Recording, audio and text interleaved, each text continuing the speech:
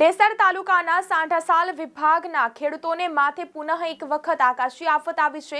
દિવેલાના પાકમાં ફૂગનો રોગ, જ્યારે મરચાના પાકમાં કાળી મસી અને સુકારા જેવો રોગ આવતા ખેડૂતોએ ના છૂટકે પોતાના હજારો એકર જમીનમાં મરચાનો પાક કાઢી લેવાની ફરજ પડી હતી।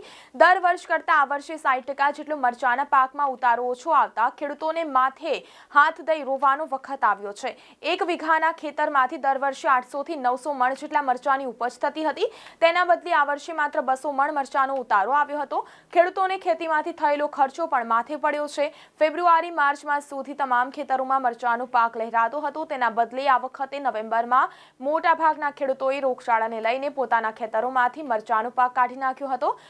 તેમજ રહ્યા સહ્યા ખેડૂતો હવે ખેતરમાંથી મરચાનો પાક કાઢી રહ્યા છે, જ્યારે દિવેલામાં ફૂગ આવવાના કારણે વિસ્તારના ખેડૂતોએ હજારો એકરના મોટા ખેતરમાં ડ્રોન મારફતે દવાનો છંટકાવ કર્યો હતો, છતાંય કોઈ ફરક પડ્યો નથી।